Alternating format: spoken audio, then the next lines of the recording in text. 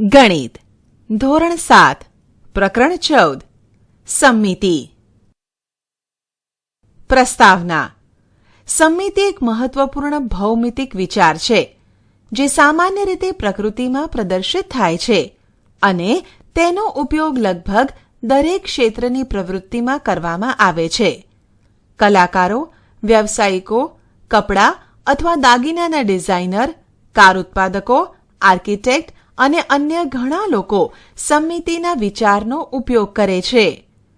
મધપૂડો, ફૂલો, ઝાડના પાંદડા, ધાર્મિક પ્રતીકો, ગાદલા અને હાથરૂમાલ જેવી દરેક જગ્યાએ તમને સમમિતિ આકૃતિઓની રચના મળશે. અગાઉના ધોરણમાં તમે રેખાની સમમિતિ વિશે શીખી ગયા છો. નીચેની આકૃતિઓ રેખાની સમમિતિ ધરાવે છે. જો તેમાં દર્શાવેલ રેખા પાસેથી તેને વાળી દેવાય તો આકૃતિના બંને ભાગ બંધ બેસતા થાય. ચાલો આપણે હવે સમમિતિ પરના ઘણા વિચારોને વધુ મજબૂત કરીએ. નીચેની આકૃતિઓનો અભ્યાસ કરો જેમાં સમમિતિની રેખાને તૂટક રેખા વડે બતાવેલી છે. નિયમિત બહુકોણ આકૃતિ માટે રેખાઓની સમમિતિ. તમે જાણો છો કે બહુકોણ એ બંધ આકૃતિ છે જે ઘણા રેખાખંડોથી બને છે. રેખાખંડની ઓછામાં ઓછી સંખ્યાથી બનેલો બહુકોણ એ ત્રિકોણ છે. જો બહુકોણની તમામ બાજુઓ સમાન લંબાઈની હોય અને તમામ ખૂણા સમાન માપના હોય તો તેને નિયમિત બહુકોણ કહેવામાં આવે છે. આમ એક સમબાજુ ત્રિકોણ એ 3 બાજુઓનો નિયમિત બહુકોણ છે. શું તમે 4 બાજુઓના નિયમિત બહુકોણનું નામ આપી શકો છો? એક સમબાજુ ત્રિકોણ નિયમિત છે કારણ કે તેની દરેક બાજુઓની લંબાઈ સમાન અને તેના દરેક ખૂણાનું માપ 60° છે. ચોરસ પણ નિયમિત છે કારણ કે તેની બધી બાજુઓ સમાન લંબાઈની છે અને તેના દરેક ખૂણા કાટખૂણા એટલે કે 90° છે. તેના વિકર્ણ એકબીજાના લંબ દ્વિભાજક હોવાનું જણાય છે. જો પંચકોણ નિયમિત હોય તો સ્વાભાવિક રીતે તેની બાજુઓ સમાન લંબાઈની હોય છે. તમને પાછળથી જાણવા મળશે કે તે દરેકના ખૂણાનું માપ 108° હોય છે. નિયમિત ષટકોણમાં તેની બાજુઓના માપ સમાન હોય છે અને તેના દરેક ખૂણાનું માપ 120° હોય છે. તમે આ આકૃતિઓ વિશે આગળ વધુ અભ્યાસ કરશો. નિયમિત બહુકોણની આકૃતિઓ સપ્રમાણ હોય છે અને તેથી તેમની સમમિતિની રેખાઓ થોડી રસપ્રદ હોય છે. દરેક નિયમિત બહુકોણ જેટલી બાજુઓ ધરાવે છે તેટલી જ સમમિતિ રેખાઓ ધરાવે છે. આપણે કહી શકીએ છીએ તેઓ બહુવિધ સમમિતિ રેખા ધરાવે છે. કદાચ તમને આ વિશે કાગળને વાળીને જાણવાનું ગમશે. કરી જુઓ. રેખિક સમમિતિનો ખ્યાલ અરીસાના પ્રતિબિંબ સાથે ગાઢ સંબંધ ધરાવે છે. જ્યારે કોઈ આકારનો અડધો ભાગ તેના બીજા અડધા ભાગનું પ્રતિબિંબ હોય ત્યારે તે આકાર રૈખિક સમમિતિ ધરાવે છે. આમ અરીસાની રેખા રૈખિક સમમિતિને જોવા માટે મદદરૂપ થાય છે. જ્યારે આપણે અરીસાના પ્રતિબિંબની વાત કરીએ ત્યારે ડાબી અને જમણી બાજુના ફેરફારોને ધ્યાનમાં રાખવાની જરૂર છે કે જે અહીં આકૃતિમાં દર્શાવ્યું છે. આકાર સરખા છે પણ દિશા વિરુદ્ધ છે. આ પંચિંગ ગેમ રમો. વાળેલા ભાગની રેખા અથવા અક્ષ એ રૈખિક સમમિતિ છે. વાળેલા પૂંઠા પર પાડવામાં આવેલ છિદ્રોનો તેમના જુદા જુદા સ્થાનનો અને તેને અનુરૂપ રૈખિક સમમિતિઓનો અભ્યાસ કરો. ઉદાહરણ: કાણા પાડેલી આકૃતિઓની નકલ કરો અને સમમિતિનો અક્ષ શોધો. ઉકેલ: નીચે દરેક આકૃતિમાં કાણાનું ધ્યાન રાખતા ડોટેડ રેખા વડે સમમિતિની અક્ષ દર્શાવવામાં આવી છે. નીચે આપેલી આકૃતિઓ એક કરતાં વધારે સમમિતિની રેખા ધરાવે છે. આવી આકૃતિઓ ઘણી રેખિક સમમિતિ ધરાવે છે એવું કહેવાય. પરિભ્રમણીય સમમિતિ. જ્યારે ઘડિયાળના કાંટા એક વર્તુળ ફરે ત્યારે તમે શું કહી શકો? તમે કહી શકો કે તે પરિભ્રમણ કરે છે. ઘડિયાળના ચંદાના કેન્દ્રને નિશ્ચિત બિંદુ લઈ ઘડિયાળના કાંટા ફક્ત એક જ દિશામાં પરિભ્રમણ કરે છે. ઘડિયાળના કાંટાનું પરિભ્રમણ એ કાંટાની દિશાનું પરિભ્રમણ કહેવાય છે, જ્યારે તેની વિરુદ્ધ દિશાનું પરિભ્રમણ ઘડિયાળના કાંટાની વિરુદ્ધ દિશાનું પરિભ્રમણ છે. પંખાના પાંખિયાના પરિભ્રમણ વિશે તમે શું કહી શકો છો? શું તે ઘડિયાળના કાંટાની દિશામાં અથવા ઘડિયાળના કાંટાની વિરુદ્ધ દિશામાં પરિભ્રમણ કરે છે? અથવા તેઓ બંને દિશામાં પરિભ્રમણ કરે છે? જો તમે સાયકલના પૈડાને ફેરવો તો તે પરિભ્રમણ કરે છે. તે બંને દિશામાં, ઘડિયાળના કાંટાની દિશામાં અને ઘડિયાળના કાંટાની વિરુદ્ધ દિશામાં ફરી શકે છે. જ્યારે કોઈ વસ્તુ પરિભ્રમણ કરે છે ત્યારે તેનો આકાર અને કદ બદલાતા નથી. પરિભ્રમણમાં નિશ્ચિત બિંદુની આસપાસ વસ્તુ ફરે છે. આ નિશ્ચિત બિંદુ એ પરિભ્રમણ કેન્દ્ર છે. ઘડિયાળના કાંટાનું પરિભ્રમણ કેન્દ્ર કયું છે તેના વિશે વિચાર કરો. પરિભ્રમણ દરમિયાન બનતા ખૂણાને પરિભ્રમણ કોણ કહેવાય છે? એક સંપૂર્ણ પરિભ્રમણ 360 અંશનું હોય છે, એ તમે જાણો છો. 1. અડધું પરિભ્રમણ. 2. ચોથા ભાગનું પરિભ્રમણ માટે પરિભ્રમણ કોણનું અંશ માપ કેટલું? અડધા પરિભ્રમણનો અર્થ છે કે 180 અંશ દ્વારા પરિભ્રમણ. ચોથા ભાગનું પરિભ્રમણ 90 અંશ દ્વારા થાય છે. જ્યારે 12 વાગે ત્યારે ઘડિયાળના કાંટા એક સાથે હોય છે. 3 વાગ્યા સુધીમાં મિનિટનો કાંટો 3 પૂર્ણ કાંટા ફરે, પરંતુ કલાકનો કાંટો માત્ર ચોથા ભાગનું પરિભ્રમણ જ કરે છે. તમે 6 વાગ્યાની તેમની સ્થિતિ વિશે શું કહી શકો છો? શું તમે ક્યારેય કાગળની ફરકડી બનાવી છે? આકૃતિમાં કાગળની ફરકડી સમમિતિ દેખાય છે, પરંતુ તમને સમમિતિની કોઈ પણ રેખા મળતી નથી. કોઈ પણ રીતે વાળવાથી તમને 2 સમાન અડધિયા મળતા નથી. તેમ છતાં જો તેને 90 અંશનું પરિભ્રમણ આપો તો ફરકડી સમાન જ દેખાશે. આપણે કહી શકીએ કે ફરકડીમાં પરિભ્રમણીય સમમિતિ છે. સંપૂર્ણ પરિભ્રમણમાં 4 સ્થાન ચોક્કસ હોય છે. પરિભ્રમણ કોણ 90 અંશ, 180 અંશ, 270 અંશ અને 360 અંશ. ત્યારે ફરકડી બરાબર એ જ દેખાય છે. આ કારણે આપણે કહી શકીએ કે ચોથી કક્ષાની પરિભ્રમણીય સમમિતિ છે. એક વધારે ઉદાહરણ પરિભ્રમણીય સમમિતિનું છે. આકૃતિમાં ચોરસનો એક ખૂણો P લો. ચાલો ચોરસના કેન્દ્ર આગળ દર્શાવેલી નિશાની સ્ટારની આસપાસ ચોથા ભાગનું પરિભ્રમણ કરાવીએ. આકૃતિ 1માં પ્રારંભિક સ્થિતિ છે. કેન્દ્ર આસપાસ 90 અંશનું પરિભ્રમણ કરાવતા આકૃતિ 2 મળે છે. અહીં P નું સ્થાન જુઓ. ફરી 90 અંશનું પરિભ્રમણ કરાવતા આકૃતિ 3 મળે છે. આ રીતે જ્યારે ચોથા ભાગના 4 પરિભ્રમણ પૂરા થાય છે ત્યારે ચોરસ તેની મૂળ સ્થિતિમાં આવે છે. તે હવે આકૃતિ 1 જેવી દેખાશે. દરેક વખતે P ના સ્થાન પરથી આ જોઈ શકાય છે. આમ ચોરસ તેના કેન્દ્ર વિશે ચોથી કક્ષાની પરિભ્રમણીય સમમિતિ ધરાવે છે. જુઓ કે 1. પરિભ્રમણનું કેન્દ્ર એ ચોરસનું કેન્દ્ર છે. 2. પરિભ્રમણનો કોણ 90 અંશ છે. 3. પરિભ્રમણની દિશા ઘડિયાળના કાંટાની દિશામાં છે. 4. પરિભ્રમણીય સમમિતિનો ક્રમ 4 છે. 1. તમે સમભુજ ત્રિકોણ માટે પરિભ્રમણીય સમમિતિની કક્ષા કહી શકો છો? ઉકેલ: સમભુજ ત્રિકોણને મૂળ જેવો દેખાવાની બરાબર 3 સ્થિતિ પ્રાપ્ત થાય છે.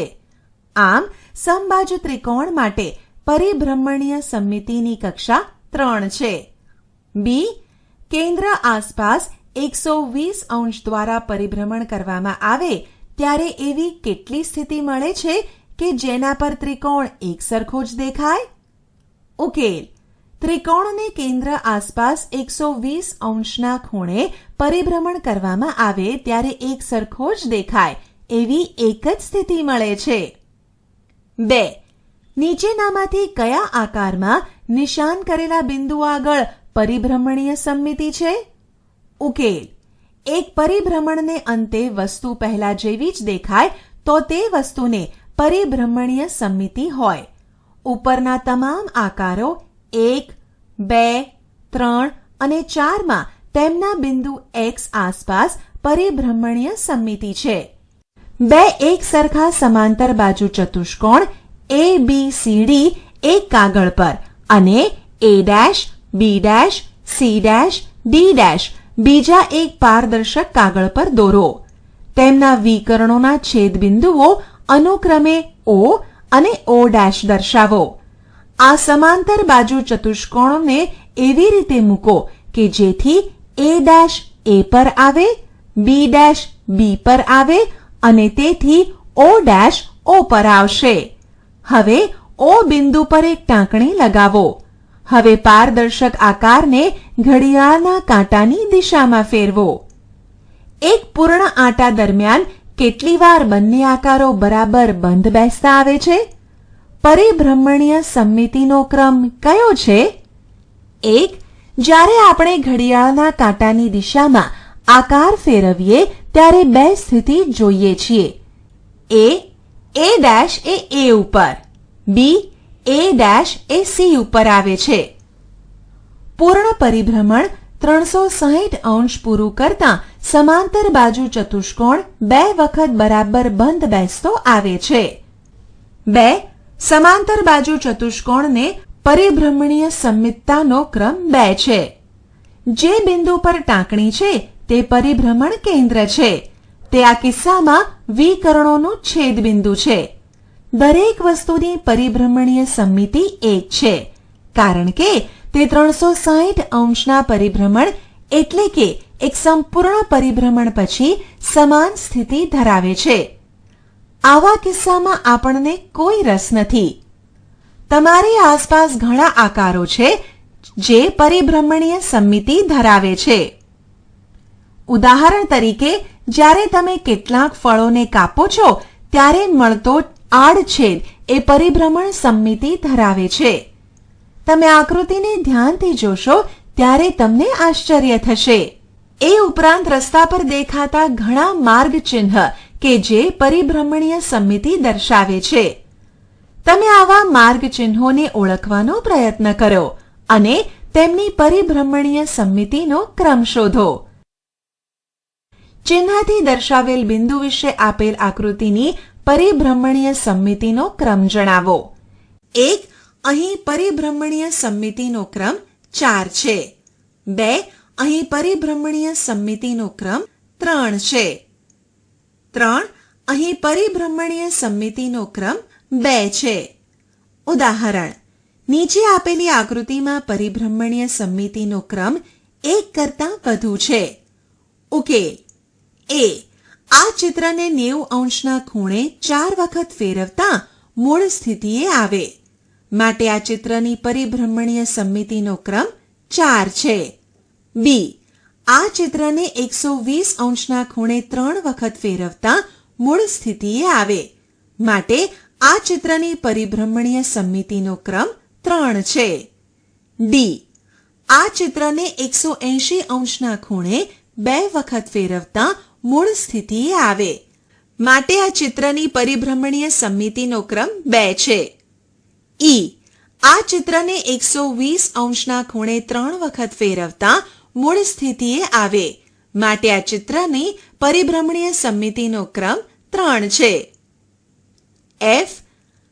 આ ચિત્રને 90 અંશના ખૂણે 4 વખત ફેરવતા મૂળ સ્થિતિએ આવે માટે આ ચિત્રની પરિભ્રમણીય સમમિતિનો ક્રમ 4 છે. આમ ઉપર આપેલી આકૃતિઓમાંથી આકૃતિ A, B, D અને F નો પરિભ્રમણીય સમમિતિનો ક્રમ 1 થી વધારે છે. રૈખિક સમમિતિ અને પરિભ્રમણીય સમમિતિ. તમે અત્યાર સુધી ઘણા આકારો અને તેમની સમમિતિ જોઈ. હવે તમે સમજી ગયા હશો કે કેટલાક આકારોમાં માત્ર રૈખિક સમમિતિ છે અને કેટલાકમાં પરિભ્રમણીય સમમિતિ, તો કેટલાકમાં બંને છે. ઉદાહરણ તરીકે વિચારો કે એક ચોરસ આકાર છે. તેમાં સમમિતિની કેટલી રેખાઓ છે?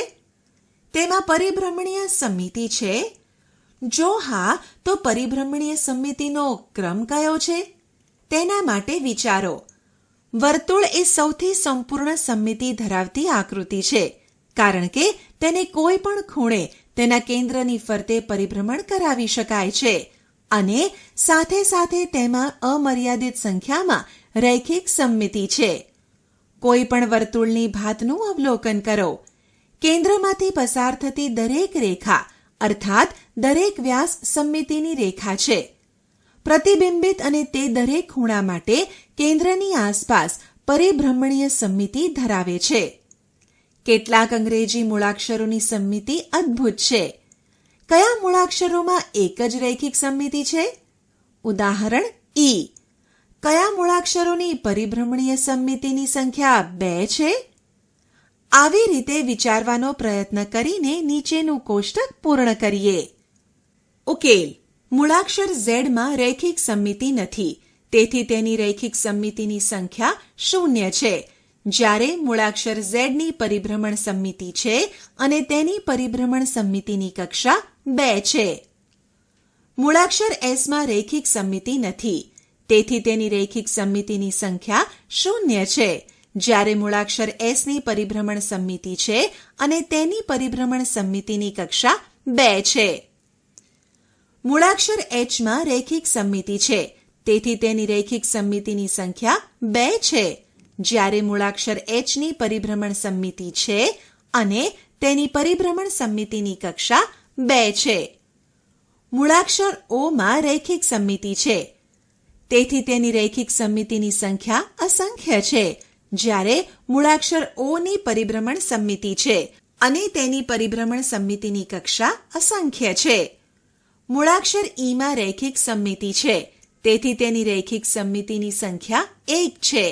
જ્યારે મૂળાક્ષર ઈની પરિભ્રમણ સમમિતિ છે અને તેની પરિભ્રમણ સમમિતિની કક્ષા 1 છે. મૂળાક્ષર એનમાં રૈખિક સમમિતિ નથી, તેથી તેની રૈખિક સમમિતિની સંખ્યા 0 છે. જ્યારે મૂળાક્ષર એનની પરિભ્રમણ સમમિતિ છે અને તેની પરિભ્રમણ સમમિતિની કક્ષા 2 છે. મૂળાક્ષર સીમાં રૈખિક સમમિતિ છે, તેથી તેની રૈખિક સમમિતિની સંખ્યા 1 છે. જ્યારે મૂળાક્ષર સીની પરિભ્રમણ સમમિતિ છે અને તેની પરિભ્રમણ સમમિતિની કક્ષા 1 છે. આપણે શી ચર્ચા કરી? 1. જો કોઈક રેખા દ્વારા આકૃતિ 2 ભાગમાં એવી રીતે વહેંચાતી હોય કે બંને બંધ બેસતા આવે તો તે આકૃતિને રેખિક સમમિતિ છે એમ કહેવાય. 2. નિયમિત બહુકોણ સમાન બાજુઓ અને સમાન ખૂણાઓ ધરાવે છે. તે ઘણી વધારે, એક કરતાં વધુ રૈખિક સમમિતિ ધરાવે છે.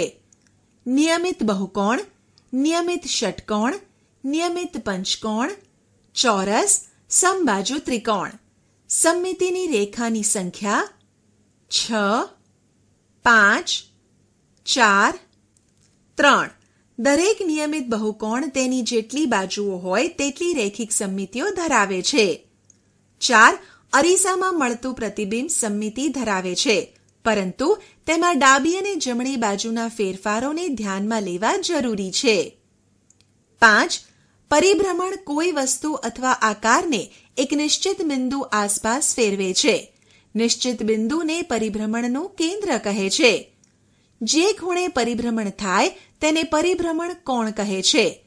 180 અંશનું પરિભ્રમણ એ અર્ધ પરિભ્રમણ છે અને 90 અંશનું પરિભ્રમણ એ ચોથા ભાગનું પરિભ્રમણ છે. પરિભ્રમણ ઘડિયાળના કાંટાની દિશામાં અથવા તેની વિરુદ્ધ દિશામાં હોઈ શકે. 6. જો પરિભ્રમણ પછી પણ વસ્તુ બરાબર તેવી જ દેખાય તો આપણે કહી શકીએ છીએ કે તેની પરિભ્રમણીય સમમિતિ છે. 7. કોઈ પણ આકૃતિને 360 અંશ પરિભ્રમણ કરતાં પરિભ્રમણ દરમિયાન જેટલી વખત આકૃતિ મૂળ આકૃતિ જેવી દેખાય તેને પરિભ્રમણીય સમમિતિનો ક્રમ કહેવાય છે. ચોરસની પરિભ્રમણીય સમમિતિની કક્ષા 4 છે. સમબાજુ ત્રિકોણની સમમિતિની કક્ષા 3 છે. 8. અમુક આકારોની ફક્ત એક જ રેખિક સમમિતિ હોય છે. ઉદાહરણ તરીકે ઈ. અમુક આકારોની ફક્ત પરિભ્રમણીય સમમિતિ હોય છે. ઉદાહરણ તરીકે એસ. અમુકની બંને સમમિતિ હોય છે. ઉદાહરણ એચ. સમમિતિનો અભ્યાસ જરૂરી છે કારણ કે તે રોજિંદા જીવનમાં વારંવાર ઉપયોગમાં આવે છે અને વધુ મહત્વની છે કારણ કે તે આપણને સુંદર ભાત પૂરી પાડે છે. આશા છે કે તમને આ ઈ લર્નિંગ મોડ્યુલમાં મજા આવી હશે. આભાર.